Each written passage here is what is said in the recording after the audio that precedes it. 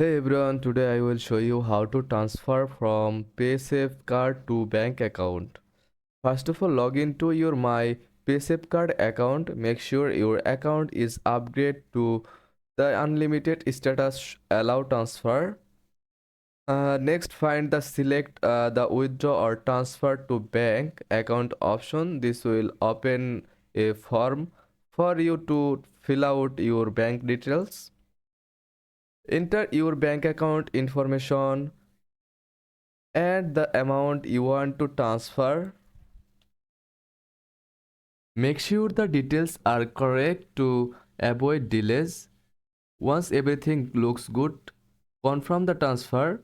Paysafecard usually processes these requests within a few business days, and that's it. Your fund should appear in your bank account soon.